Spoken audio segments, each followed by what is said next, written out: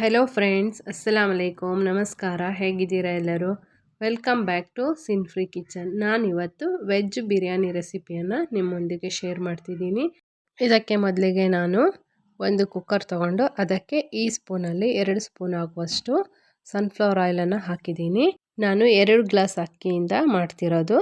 ಅದು ಅಂದರೆ ಅರ್ಧ ಕೆ ಜಿ ಆಗುತ್ತೆ. ಅರ್ಧ ಕೆ ಜಿ ವೆಜ್ ಬಿರಿಯಾನಿ ಮಾಡ್ತಾಯಿದ್ದೀನಿ. ನಿಮಗೆ ಜಾಸ್ತಿ ಬೇಕಾದರೆ ಇದು ಕ್ವಾಂಟಿಟಿ ಜಾಸ್ತಿ ಹಾಕ್ತಾ ಹೋಗ್ಬೋದು.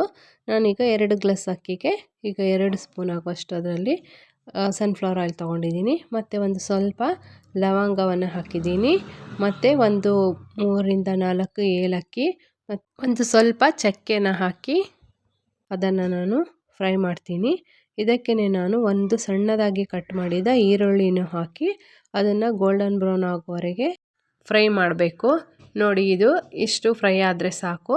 ಇದು ಇಷ್ಟು ಫ್ರೈ ಆದಮೇಲೆ ಇದಕ್ಕೆ ನಾನು ಒಂದು ಪಲಾವ್ ಎಲೆನ ಹಾಕಿ ಅದನ್ನು ಸಹ ಇದರಲ್ಲಿ ಫ್ರೈ ಮಾಡ್ತೀನಿ. ಪಲಾವ್ ಎಲೆ ಮತ್ತು ಈರುಳ್ಳಿ ಇದು ಚೆನ್ನಾಗಿ ಫ್ರೈ ಆಗಿದೆ. ನೋಡಿ, ಇಷ್ಟು ಫ್ರೈ ಆಗಿದೆ. ಈಗ ನಾನು 2 ಟೊಮೆಟೊನ ಸಣ್ಣದಾಗಿ ಕಟ್ ಮಾಡಿ ಹಾಕಿದ್ದೀನಿ. ಅದನ್ನು ಸಹ ಫ್ರೈ ಮಾಡಬೇಕು. ಟೊಮೆಟೊ ಸಾಫ್ಟ್ ಆಗುವವರೆಗೆ ಅದನ್ನು ಫ್ರೈ ಮಾಡಬೇಕು. ಟೊಮೆಟೊ ಫ್ರೈ ಆಗ್ತಿರುವಾಗಲೇ ನಾನು ಒಂದು ಹಸಿಮೆಣಸನ್ನು ಕಟ್ ಮಾಡಿ ಹಾಕಿದ್ದೀನಿ. ಹಾಕಿ ಅದನ್ನು ಸಹ ಫ್ರೈ ಮಾಡಬೇಕು. ಈಗ ಫ್ರೈ ಆಗ್ತಿರುವಾಗಲೇ ಇದಕ್ಕೆ ನಾವು ರುಚಿಗೆ ಬೇಕಾದಷ್ಟು ಉಪ್ಪನ್ನು ಹಾಕಬೇಕು.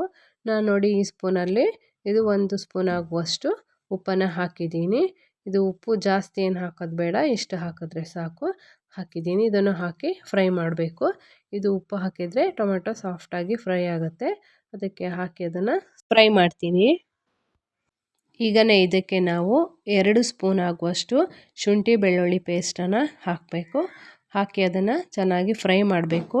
ಇದು ಶುಂಠಿ ಬೆಳ್ಳುಳ್ಳಿ ಎಲ್ಲ ಹಸಿ ಸ್ಮೆಲ್ ಹೋಗಬೇಕು, ಅಲ್ಲಿವರೆಗೆ ಇದನ್ನು ಫ್ರೈ ಮಾಡಬೇಕು.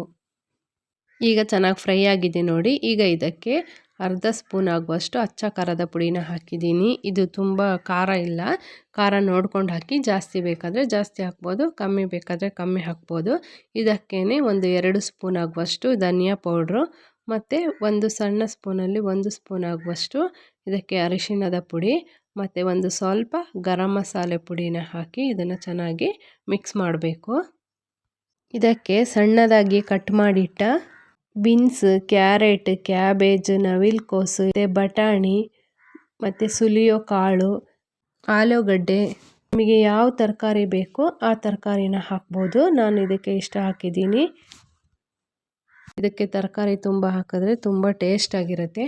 ಇದಕ್ಕೆ ನಾನು ಮೆಂತ್ಯ ಸೊಪ್ಪು ಮತ್ತು ಪಾಲಕ್ ಸೊಪ್ಪನ್ನು ಸಹ ಹಾಕಿದ್ದೀನಿ. ಇದಕ್ಕೇ ಸ್ವಲ್ಪ ಪುದೀನ, ಕೊತ್ತಂಬರಿ ಸೊಪ್ಪು ಎಲ್ಲದನ್ನು ಹಾಕಿ ಇದರಲ್ಲಿ ಕ್ಲೀನಲ್ಲಿ ವಾಶ್ ಮಾಡಿ ತೆಗೆದಿಟ್ಟಿದ್ದೀನಿ. ಇದಕ್ಕೆ ತುಂಬ ಸೊಪ್ಪು ಮತ್ತು ತರಕಾರಿ ಹಾಕಿ ಮಾಡೋದ್ರಿಂದ ತುಂಬ ಟೇಸ್ಟಾಗಿರುತ್ತೆ. ಇದು ತುಂಬ ಈಸಿನೂ ಆಗಿರುತ್ತೆ. ನೀವು ಒಂದ್ಸತಿ ಟ್ರೈ ಮಾಡಿ ನೋಡಿ ಫ್ರೆಂಡ್ಸ್. ಈಗ ಕಟ್ ಮಾಡಿಟ್ಟ ಈ ತರಕಾರಿನೆಲ್ಲ ಅದಕ್ಕೆ ಹಾಕಿ ಇದನ್ನು ಒಂದ್ಸತಿ ಚೆನ್ನಾಗಿ ಮಿಕ್ಸ್ ಮಾಡಬೇಕು. ಇದನ್ನು ಮಿಕ್ಸ್ ಮಾಡುವಾಗಲೇ ಈಗ ಇದಕ್ಕೆ ಉಪ್ಪು ಖಾರ ಎಲ್ಲ ಕರೆಕ್ಟಾಗಿದೆಯಾ ಅಂತ ಒಂದ್ಸತಿ ನೋಡ್ಕೋಬೇಕು.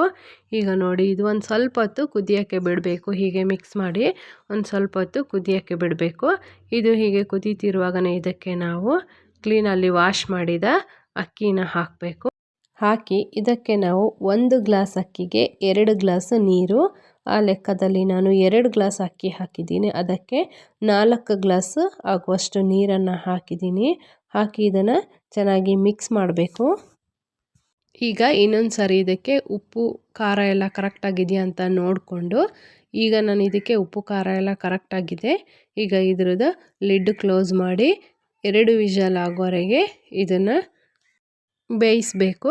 ಈಗ 2 ವಿಷಲ್ ಆದಮೇಲೆ ಇದು ಫುಲ್ ತಣ್ಣಗಾಗಬೇಕು. ಈಗ ಬಿಸಿ ಬಿಸಿಯಾದ ವೆಜ್ ಬಿರಿಯಾನಿ ರೆಡಿಯಾಗಿರುತ್ತೆ. ನೋಡಿ ಫ್ರೆಂಡ್ಸ್, ತುಂಬ ಟೇಸ್ಟ್ ಆಗಿರುತ್ತೆ ಮತ್ತು ಇದು ಮಾಡೋದು ತುಂಬ ಈಸಿ. ತರಕಾರಿ ಒಂದು ಕಟ್ ಮಾಡ್ಕೊಳ್ಳೋಕ್ಕೆ ಒಂದು ಸ್ವಲ್ಪ ಟೈಮ್ ಹಿಡಿಯುತ್ತೆ ಅಷ್ಟೇ. ಈಗ ತುಂಬ ಈಸಿಯಾಗಿ ಮಾಡ್ಕೋಬೋದು. ಇದು ಬ್ರೇಕ್ಫಾಸ್ಟಿಗೆ ತುಂಬ ಈಸಿಯಾಗಿ ಮತ್ತು ತುಂಬ ಟೇಸ್ಟಿಯಾಗಿರುತ್ತೆ. ಫ್ರೆಂಡ್ಸ್, ನೀವು ಒಂದ್ಸತಿ ಟ್ರೈ ಮಾಡಿ ನೋಡಿ. ಈ ವಿಡಿಯೋ ಇಷ್ಟ ಆದರೆ ಲೈಕ್ ಮಾಡಿ, ಶೇರ್ ಮಾಡಿ, ಕಮೆಂಟ್ ಮಾಡಿ. ಹೊಸದಾಗಿ ವಿಡಿಯೋ ನೋಡುವವರು ಪ್ಲೀಸ್ ಸಬ್ಸ್ಕ್ರೈಬ್ ಮಾಡಿ. ಸಿನ್ ಫ್ರೀ ಕಿಚನ್ಗೆ ಸಪೋರ್ಟ್ ಮಾಡಿ. See you on next video. Bye.